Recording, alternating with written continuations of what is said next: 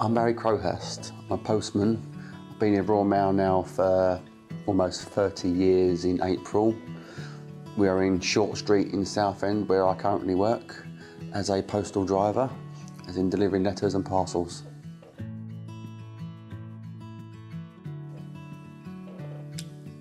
It's about delivering a service to the customers, all the presents and parcels they need and the letters you give them, sort of thing. About being in the fresh air, about being part of the community, being outside. It's healthier for you to be outside. But a lot of this has changed from the old days, but that's what it means to me.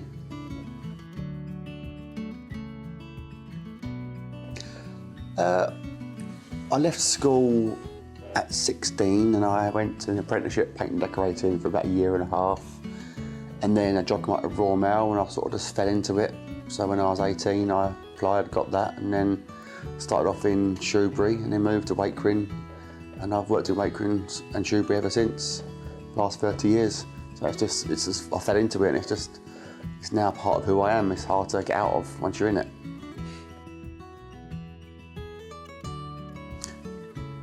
It's what it meant to me and what it means now. It's still the same thing, but it's about delivering a service for the community, being part of, for the customers, and always being there for them, being the elderly. They only see me sometimes and no one else that week, spending time being, part of the community and delivering a service. But unfortunately, the way jobs changing, you haven't got as much time now to do these things because everything you do is logged and tracked wherever you're going, so you haven't got the time to spend with customers like you used to do.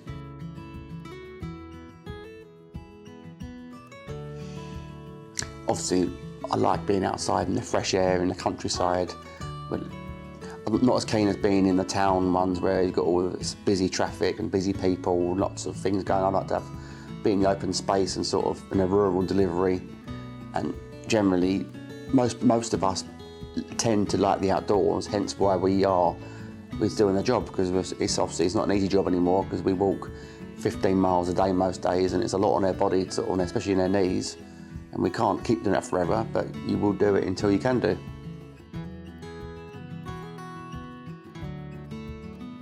Sometimes it's one of the most important things in the community, because like I said, you may only see that postman, no one else, and that postman can give you 10 minutes of his time to talk to you, make sure you're okay, and just if you're not okay, they could see a neighbour, they might pick up signs. It's a big part of the community, and it should always be part of the community.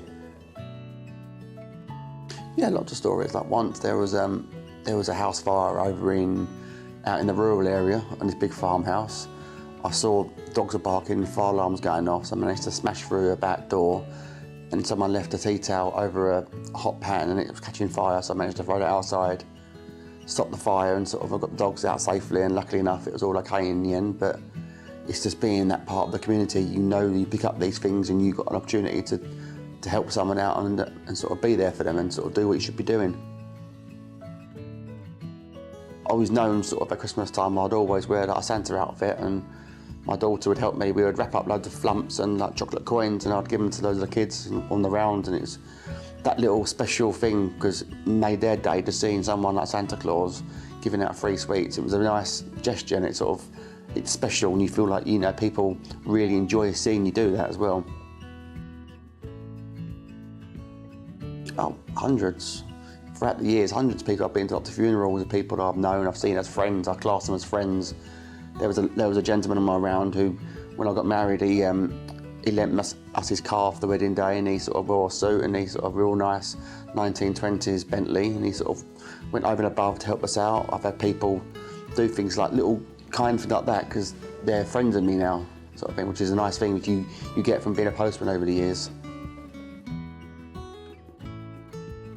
But it's special. It makes you feel special, and you feel, it's just like if someone cares for you, you generally care for them, and you will do whatever you can to help that and help them as well. So that's how the world should work. I mean, if you look after someone, they look after you, and it becomes a friendship and a bond. And then if you have, like for example, let's say someone's not in, they've got a parcel, I know them so well where I could leave it in a safe place, or I might have their phone number, I can ring them and say, blah, blah, blah, I've signed for this, I'll put it here for you. That's how the community works, of being a postman in a community.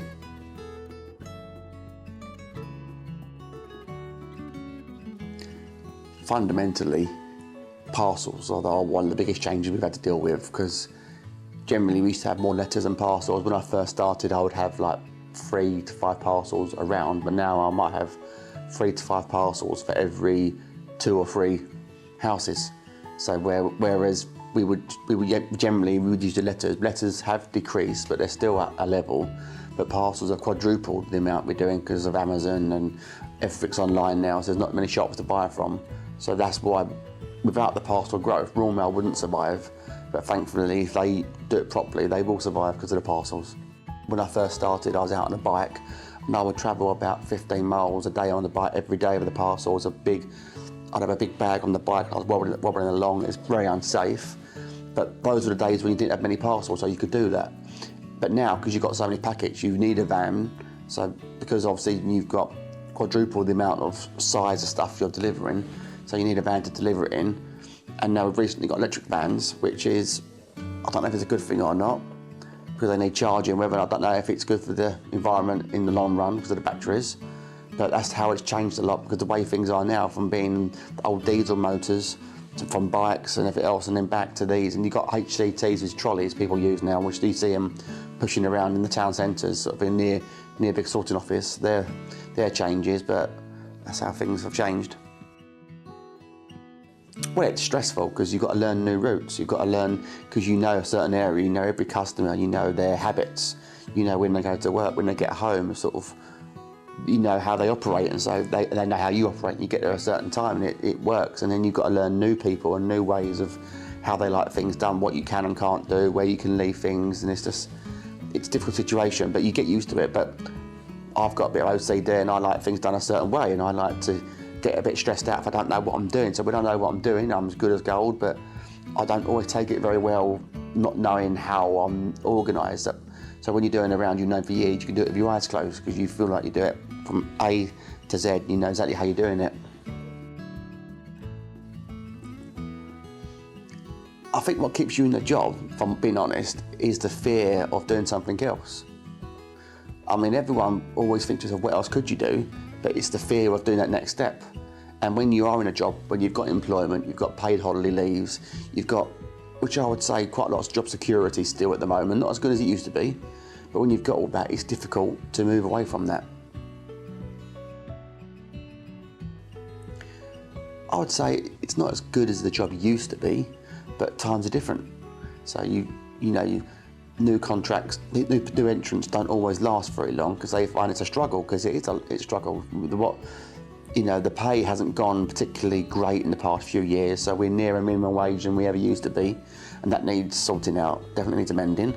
So it's still a job for the future, but it's a different job for the future. People need to realise it's not the job that it used to be.